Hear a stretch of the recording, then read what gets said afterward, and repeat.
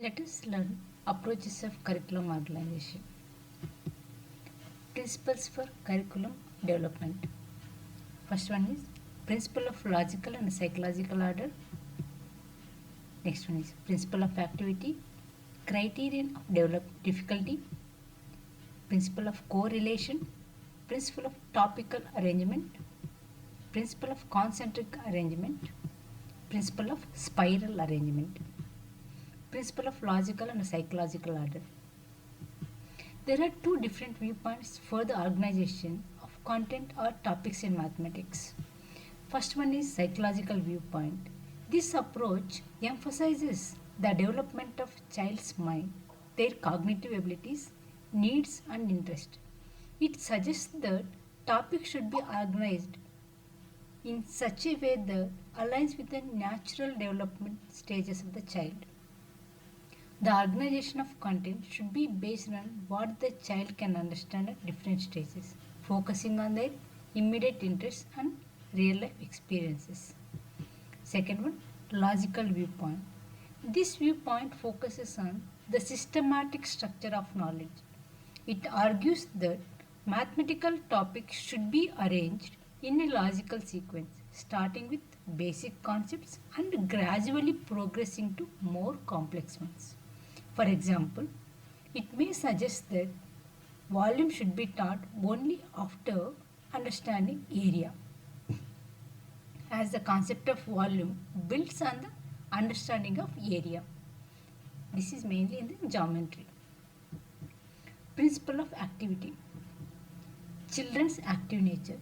Children are naturally active learners. Direct versus indirect experiences. Research in pedagogy reveals that children learn better through direct experiences than indirect ones. Hands-on learning in early stages. In junior classes, children should be given more opportunities to work with concrete objects and engage in practical and hands-on activities. So here active learning plays critical role. Practical work in lower classes. Topics that involve practical work, for example, concrete objects, using the introduction in this lower classes. Gradual transition to abstract concepts. These practical concepts should be gradually evolved into more abstract mathematical principles as students progress to higher classes. Criterion of difficulty. Maxim from simple to complex. So, organization of content should follow the principle of progressing from simple to complex. Suitability of mental capacity. The topics and contents in the curriculum should align with the mental capacity and development stage of the students in that class or stage. Appropriate difficulty levels. Topics should neither be too easy nor too difficult for students. The curriculum must be balanced. Beginner level topics.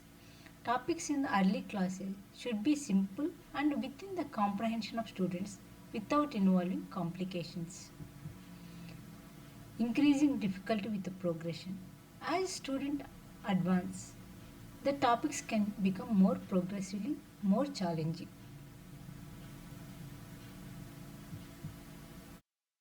Students' perspective and difficulty. The difficulty of a topic should be judged based on the student's perspective, not just the teacher. What is simple for a teacher may not necessarily be simple for the students. Principle of correlation.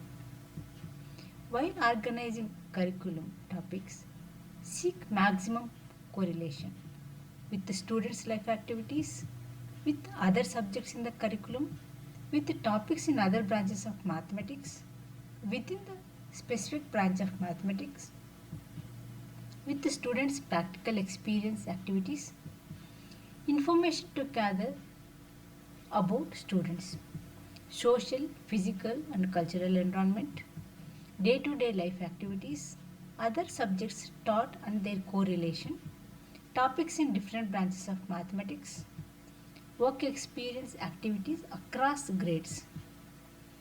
Principle of topical arrangement. The topical method focuses on The unity of a topic, meaning that once a topic is started, it should be fully covered within the same class. Both easy and difficult portions of the topic should be completed in one go. Merits. The entire unit can be completed in one go. With fewer units in syllabus, it becomes easier to finish the curriculum. Demerits. Topics contain both easy and difficult problems which may be beyond the student ability, making it psychologically unsuitable. Due to the length of unit, it takes 2 to 3 months to complete, leading to a fatigue and boredom. Since the topic is covered only for 1 year, students may forget it after some time, making it retention is difficult. There is no yearly revision of the unit. Principle of concentric arrangement.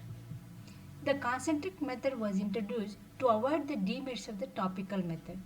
A well-organized curriculum using this method should include the following. First one is division of topics into subunits. Every topic should be broken down into smaller subunits. Grading of subunits by difficulty. The subunits should be arranged in order of increasing difficulty.